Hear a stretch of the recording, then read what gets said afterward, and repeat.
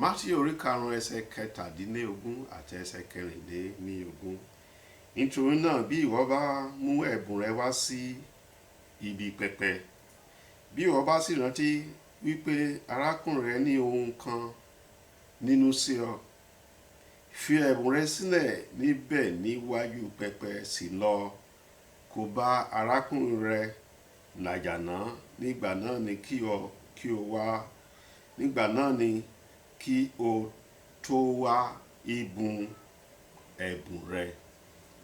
Ohun tí ìwé mímọ́ sọ fún wa nínú ẹsẹ̀ wọ̀nyí ni pé kó o bá néèyàn sínú, mọ̀ wá síwájú Ọlọ́run. Mọ̀ wá síwájú Ọlọ́run, mọ̀ wá jọjú yẹ̀yẹ́ kan níwájú Ọlọ́run. Kó o bá ti néèyàn sínú, mọ̀ wá jọjọ ijó yẹ̀yẹ́ níwájú Ọlọ́run.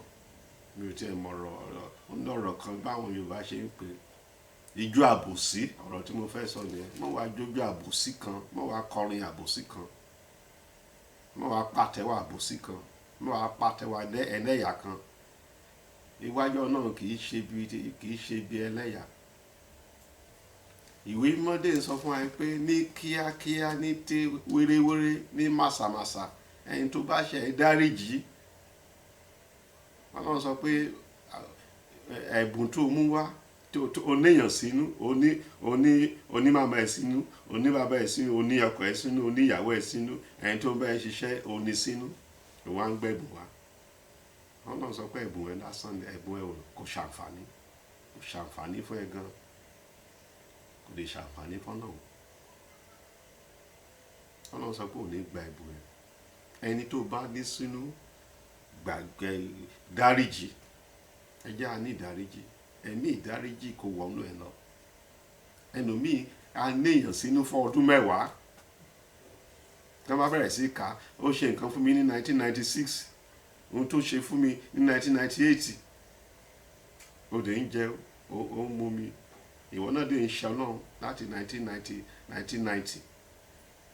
Mi ò ní gbàgbé ohun tó ṣe fún mi, tó ṣe fún ọmọ mi nígbà tí ó lè tẹ̀lé mọ́ gbàgbé bẹ̀ dáríjì, ṣùgbọ́n dáríjì.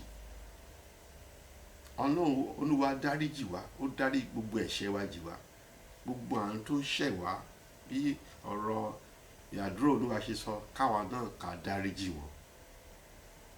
Àti òní lọ mọ́ ẹ̀bùn ẹgbére wá síwájú Ọlọ́run, mọ́ wá jójó ẹgbére ní ṣọ́ọ̀ṣì.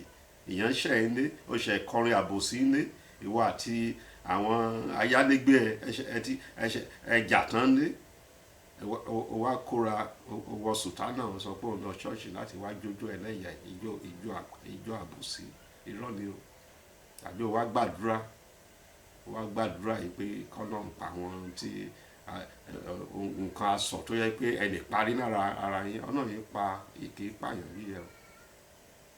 Ẹ̀mí àti nídáríjì kó wọnú ẹ̀ lórúkọ Jésù Kristi Olúwa wa.